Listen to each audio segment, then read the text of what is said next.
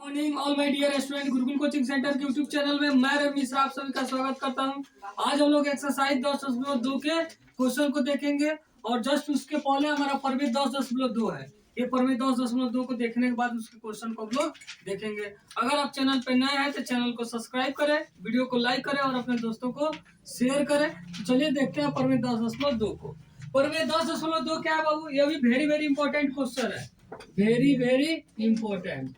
10.1 भी इम्पोर्टेंट है और 10.2 भी, दोनों पर में लगभग एग्जाम में पूछ लिया जाता है। बाह्य बिंदु से वृत्त पर खींची गई स्पर्श रेखाओं की लंबाई बराबर होती है। क्या सिद्ध करना है बाबू? कि बाह्य बिंदु से वृत्त पर खींची गई स्पर्श रेखाओं की लंबाई बराबर होती है। मतलब बाबू ये देखिए वृत्त है,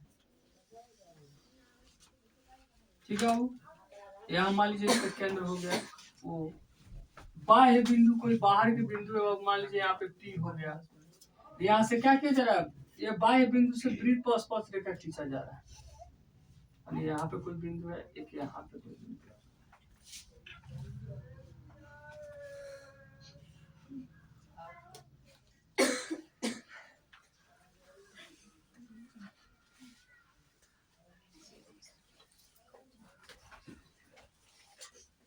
अब कोई बिंदु P हो गया जिससे दो स्पर्श रेखा खींचा गया।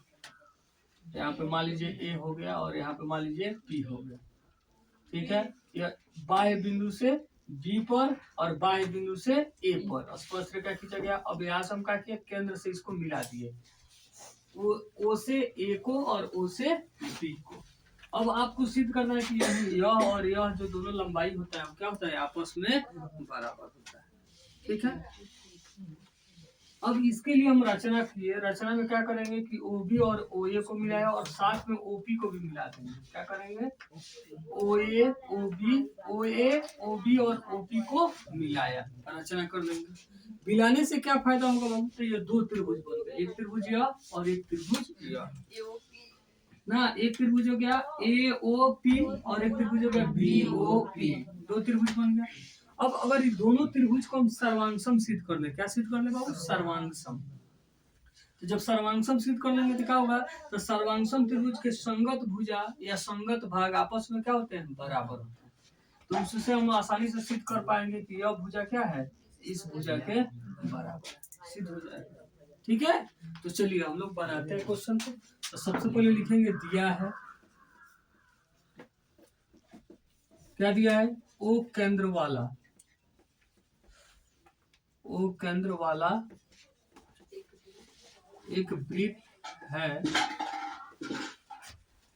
जिस पर बाह्य बिंदु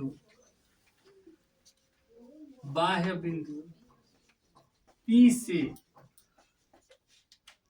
PA एवं PB दो स्पर्श रेखा खींचा गया है। इतना दिया है बाबू कि वो केंद्र वाला एक वृत्त है जिसमें बाह्य बिंदु P से PA और PB दो स्पर्श रेखा खींचा गया है। अब आपको यह सिद्ध करना है कि यही जो स्पर्श रेखा होता है, सिद्ध करना है कि जो स्पर्श रेखा होता है, स्पर्श रेखा की लंबाई क्या होती है? बराबर होती है। स्पर्श रेखा की लंबाई बराबर होती है। स्पर्श रेखाओं की लंबाई बराबर होती है। अर्थात इसका मतलब क्या हुआ? यहाँ पे स्पर्श रेखा कौन है? तो PA है और PB है। PA बराबर PB, चाहे AP बराबर PB भी लिख सकते हैं, BP लिख सकते हैं। PA बराबर PB, ये आपको सिद्ध करना है। अब यहाँ पे हम रचना लिए बाबू, क्या लिए? रचना में क्या किए बाबू? तो वही क्या किया हम? रचना किया। अब यहाँ से O से A को, O से B को और O से P को मिला दिया। OA, OB और OP को मिलाया,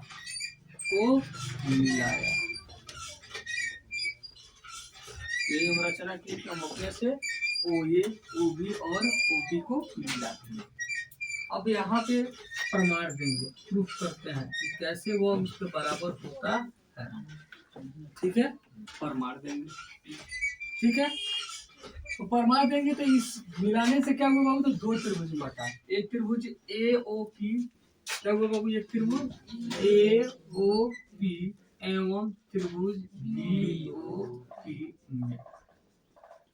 अब इसको हम लोग क्या करेंगे, सर्वांगसम सिद्ध करेंगे, क्योंकि आपको यह दोनों भुजा बराबर दिखाना है। तो अगर दोनों त्रिभुज सर्वांगसम सिद्ध हो जाए तो सर्वांगसम त्रिभुज के संगत भाग आपस में बराबर होते हैं, उससे सिद्ध हो जाएगा कि यह भुजा इस भुजा के बराबर।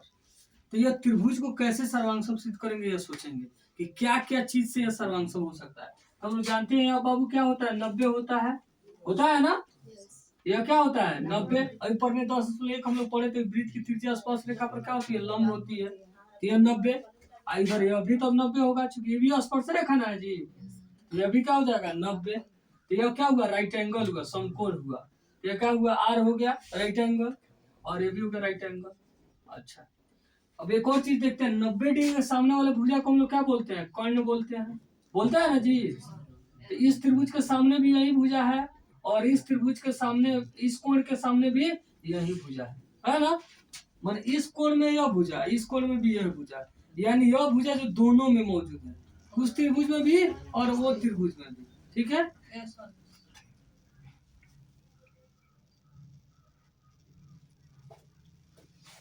तो क्या देखे बाबू कि ये जो है भुजा दोनों में घनिष्ठ है, इसमें भी है और इसमें भी। ठीक है, अच्छा, दोनों में। अब ये दोनों में है तो यह क्या हुआ, हमारा एक साइड हो गया कि ये भुजा जो है इस त्रिभुज में भी, यह दोनों में क्या है, साइड कॉमन है, मतलब इसमें भी है और इसमें भी है। तो हो गया आर और ये हो गया एच। एच में होता है हाइपोटेनस। देखो, एक आर एच एस सर्वांग समता नियम होता है, जो 9th क्लास में लोग पढ़ना था, सर्वांग समता नियम। इसमें होता है कि एक दोनों त्रिभुज में एक एक कोण समकोण होना चाहिए, और कर्ण दोनों में बराबर होना चाहिए, और कोई एक भुजा दोनों में बराबर होना चाहिए। तो 90 के सामने यह भी कर्ण, इसमें भी 90 के सामने कर्ण दोनों में है, तो यह दोनों में मौजूद है, तो यह भी बराबर हो जाएगा। और तीसरा, एक कोई साइड बराबर होना चाहिए, तो यह वृत्त की त्रिज्या है, यह भी वृत्त की त्रिज्या है, तो यह भी दोनों क्या हो जाएगा, आपस में बराबर। तो आर एच इससे हो जाएगा एस, तो आर एच एस से दोनों त्रिभुज क्या हो जाएंगे, सर्वांगसम हो जाएंगे। तो लिख लेंगे यहाँ पे कि कोण ओ ए पी, कोण ए ओ पी बराबर कोण O B P, O B P क्या होगा बाबू, प्रत्येक 90 डिग्री, प्रत्येक 90 डिग्री। ठीक है, दोनों 90 डिग्री है, और इसके सामने यह भुजा, इसके सामने यह भुजा, दोनों में उभयनिष्ठ है। ओपी बराबर ओपी, ओपी बराबर ओपी, उभयनिष्ठ है, उभयनिष्ठ है। उभयनिष्ठ पर समझते हैं, दोनों त्रिभुज में है, तो दोनों त्रिभुज में एक भुजा है, तो जाहिर सी बात है बराबर होंगे। मैंने यह देखिए बी ओ पी, इसमें भी ओपी आ रहा है, ए ओ पी इसमें भी ओपी आ रहा है, तो घनिष्ठ है। तीसरा, ए ओ वृत्त की त्रिज्या, यहाँ ओ बी भी वृत्त की त्रिज्या है, ए ओ भी वृत्त की त्रिज्या है और बी ओ भी वृत्त की त्रिज्या है, तो त्रिज्या चाहे कहीं भी हो, त्रिज्या आपस में बराबर होंगे।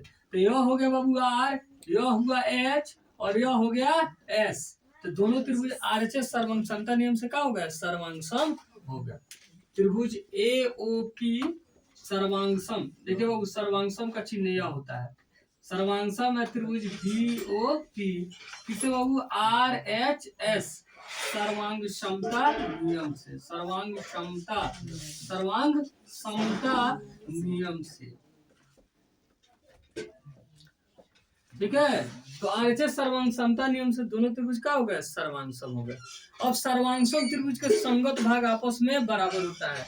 यहाँ से क्या सिद्ध करना था आपको, पी ए बराबर पी बी, तो यहाँ से बाबू पी और ए, पी और ए, पहले पी लिख रहे हैं तब ए, तो यहाँ भी पहले क्या लिखाएगा, संगत कोण तो वही होता है कि जैसे यहाँ से बिंदु लीजिएगा वैसे यहाँ से भी लेना है, तो पी ए तो बराबर में क्या हो जाएगा, पी और बी, पी ए बराबर पी बी, क्वेश्चन किससे, सीपीसीटी, सीपीसीटी यानी corresponding part of congruent triangle, corresponding part of congruent triangle यानी सर्वांगसम त्रिभुज के संगत भाग, सर्वांगसम त्रिभुज के संगत भाग। संगत इसीलिए बोला गया कि जैसे संगत बिंदु आप यहाँ से ले रहे हैं वैसे यहाँ भी ले रहा है।